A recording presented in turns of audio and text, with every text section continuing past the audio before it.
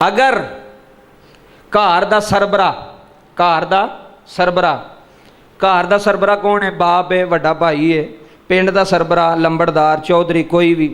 अगर घर दा सरबरा ठीक ना होवे, सुन लो गल, अगर घर दा सरबरा ठीक ना होवे, बाप ठीक ना होवे, वड्डा भरा ठीक ना होवे, लंबड़दार पिंड दा ठीक ना होवे, चौधरी ठीक ना होवे, वो निज़ाम कदी भी तोड़ चढ़दा, वो कदी भी निज़ाम तोड़ चढ़दा। ऐ सुनियो हुण गल, एक हामद सी बड़ा नेक, उसकी शादी हो गई नेक घर, बीवी भी नेक, हामद भी नेक। उन्हां दी लड़ाई हो गई, वो दूसरे पिंड चले गए, दूसरे पिंड जाके उत्थे रहन लग पे। वो जिहड़ा पिंड दा चौधरी सी ना, लंबड़दार, पहलां तुहानूं पता लंबड़दार हुंदे हन पिंड दे, जिहड़े फैसला फूसला करना उन्हां ने। वो जिहड़ा पिंड दा चौधरी लंबड़दार सी ना, उन्हें शाम नूं सारिआं नूं अपनी वेली बुला लेना। उस बीबी दा खामद भी ना उस लंबड़दार दी वेली जांदा सी, बहिंदा सी।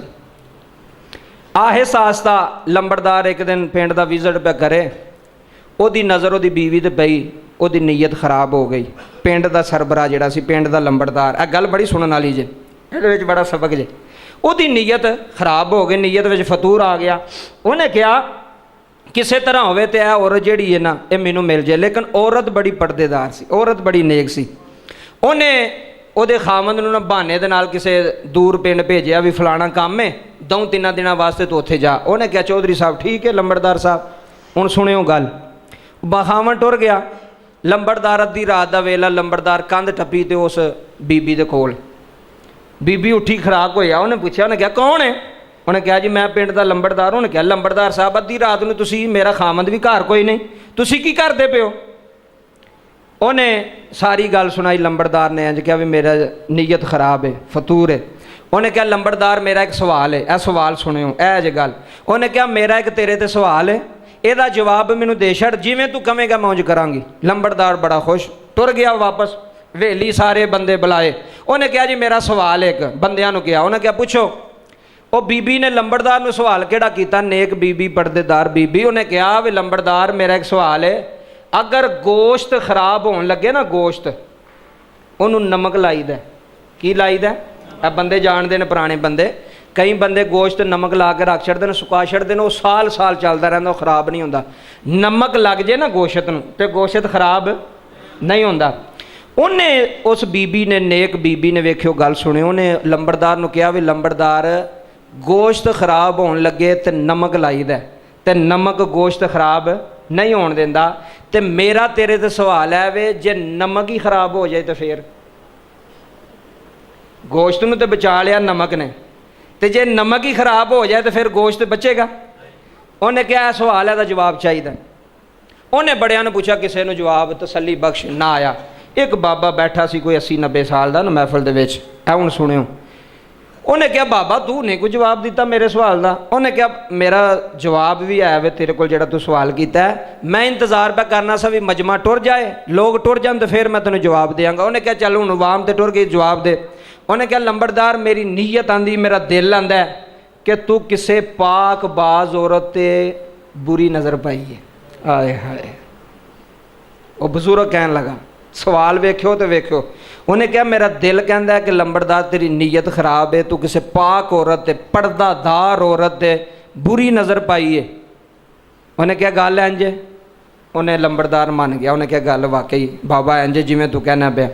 उन्हें कहा जिन्हें तेन सवाल किया ना, उन्हें सवाल इस वास्ते किया है कि तू में पिंड दा लंबड़दार, तू लोगों दियां धीआं भैणां दी इज्जत संभालनी है, फैसले करने ने, तू में सरबरा। तो जदों सरबरा ही खराब हो जाए तो पिंड का निज़ाम कौन सांभेगा? ऐ जे गल। जदों अब्बा ही खराब हो जाए तो धीआं पुत्रां नूं कौन सांभेगा? जदों अब्बा ही भैड़े पासे लग गया, अब्बा ही नशई बन गया, अब्बा ही जानी बन गया, अब्बा ही जुआ खेडन लग पिया, तो पुत्रां नूं किन्ने सांभना जे? वो तो सरबरा है। सरबरा ही भैड़े पासे लग गया, सरबरा ही जुआ खेडन लग पिया, हुण धीआं पुत्रां नूं कौन आखेगा? पुत्रा आखेगा, पुत्रा आखना अब्बा तू सारे दिन जुए दे अड्डे ते बैठा रहना, सानू की करना, तू सानू की कमा के देना पे। और अगर बाप दी आखी अख दे अंदर हया ना होवे, वड्डा भरा है, अगर वड्डे भरा दी नीयत ही ना ठीक रहे, छोटियां नूं समझा सकदा?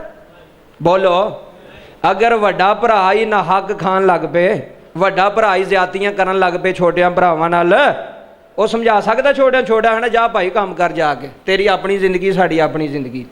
ਇਸ ਵਾਸਤੇ ਇਸ ਗੱਲ ਵਿੱਚ ਨਿਚੋੜ ਹੈ ਕਿ ਅਗਰ ਸਰਬਰਾ ਜਿਹੜਾ ਘਰ ਦਾ ਸਰਬਰਾ ਜਿਹੜਾ ਘਰ ਨੂੰ ਸਾਂਭਦਾ ਪਿਆ, ਅਗਰ ਸਰਬਰਾ ਖਰਾਬ ਹੋ ਗਿਆ, ਅਗਰ ਸਰਬਰਾ ਦੀ ਨੀਅਤ ਖਰਾਬ ਹੋ ਗਈ ਹੈ, ਫਿਰ ਘਰ ਉਜੜ ਗਿਆ ਸਮਝੋ। ਫਿਰ ਭਰਾ ਵੀ ਉਜੜ ਗਏ, ਭੈਣਾਂ ਵੀ ਉਜੜ ਗਈਆਂ, ਹਰ ਰਿਸ਼ਤਾ ਵੀ ਉਜੜ ਗਿਆ। ਸਰਬਰਾ ਸਾਂਭਦਾ। ਕਦੀ ਤੁਸੀਂ ਚੱਕੀ ਵੇਖੀ? ਚੱਕੀ ਆ ਪਹਿਲੇ ਜ਼ਮਾਨੇ ਜਿਹੜੀ ਉਹ ਚੱਕੀ ਦੇ ਦਰਮਿਆਨ ਵਿੱਚ ਨਾ ਇੱਕ ਕਿੱਲੀ ਲੱਗੀ ਹੁੰਦੀ ਸੀ। ਆ ਜ਼ਰਾ ਸੋਚਿਓ, ਚੱਕੀ ਦੇ ਦਰਮਿਆਨ ਵਿੱਚ ਉਹ ਕਿੱਲੀ ਜਿਹੜੀ ਹੈ ਨਾ, ਉਹ ਦੋਵਾਂ ਪਾਟਾਂ ਨੂੰ ਜੋੜ ਕੇ ਰੱਖਦੀ, ਉਹ ਚਲਾਉਂਦੀ ਹੈ। ਅਗਰ ਉਹ ਵਿਚਕਾਰੋਂ ਕਿੱਲੀ ਕੱਢ ਦਈਏ ਨਾ ਤੇ ਚੱਕੀ ਚੱਲਦੀ, ਬੋਲੋ ਚੱਕੀ ਚੱਲਦੀ। ਇਸ ਤਰ੍ਹਾਂ ਘਰ ਦਾ ਸਰਬਰਾ ਹੁੰਦਾ ਜੀ। ਅਗਰ ਘਰ ਦਾ ਸਰਬਰਾ ਭੈੜੇ ਪਾਸੇ ਪੈ ਗਿਆ, ਸਮਝੋ ਪੂਰਾ ਘਰ ਤਬਾਹ। ਅਗਰ ਬਾਪ ਭੈੜੇ ਪਾਸੇ ਪੈ ਗਿਆ, ਔਲਾਦ ਤਬਾਹ। ਅਗਰ ਵੱਡਾ ਭਰਾ ਉਹਦੀ ਨੀਅਤ ਵਿੱਚ ਫਤੂਰ ਆ ਗਿਆ, ਪੂਰਾ ਘਰ ਉਜੜ ਗਿਆ ਸਮਝੋ।